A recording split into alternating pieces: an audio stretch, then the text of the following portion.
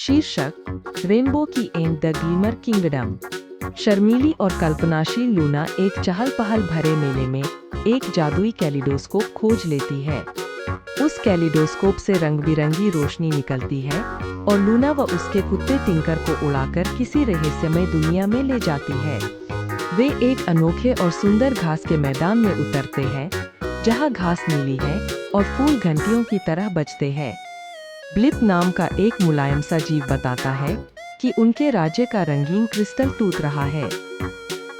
भली चुड़ैल स्टेला कहती है कि केवल रेनबो की ही इसे ठीक कर सकती है और यह काम लूना को करना होगा। स्टेला लूना को खास चश्मा देती है और टिंकर का कॉलर जादुई रूप से बोलने लगता है। एक भूरे जंगल में वे रंबल नाम के शेर के बच्चे से मिलते हैं, जिसे भूकंप जैसी तेज हिचकी आती है।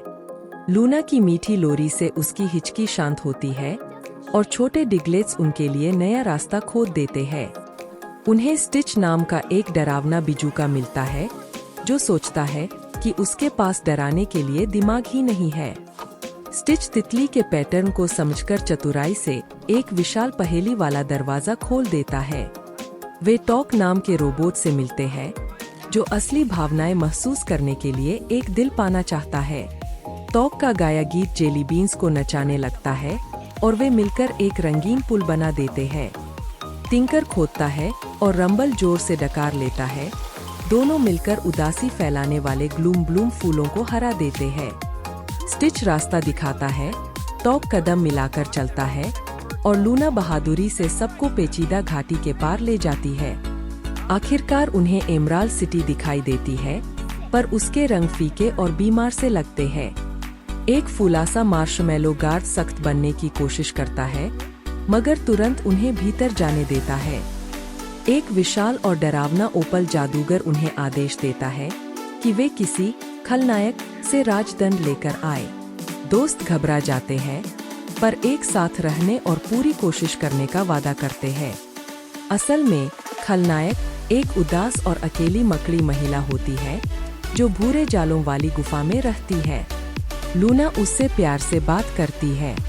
टॉक संगीत बजाता है और वह खुशी खुशी राजदंड उन्हें दे देती है। टिंकर असली जादूगर वॉबल को खोज लेता है, एक दयालु आविष्कारक जो भ्रम के पीछे छिपा था। वॉबल बताता है कि चाबी 5 ध्वनियां है: साहस, समझ, प्रेम, आनंद और आशा। ब्लिप रोते हुए मान लेता है कि उसने रंग फिल्टर इसलिए छिपाए थे ताकि उसकी अपनी चमक दिख सके। उसके दोस्त उसे माफ कर देते हैं और कहते हैं कि वह जैसा है वैसा ही खास है।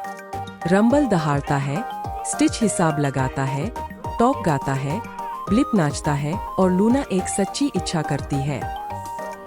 एक विशाल इंद्रधनुषी विस्फोट क्रिस्टल और पूरे राज्य को फिर से चमकीले रंगों से भर देता है। खुशनुमा विदाई और उपहारों के बाद लूना और टिंकर घूमते हुए अपने घर लौट आते हैं। वे मेले में वापस पहुंचकर पलकें झपकाते हैं।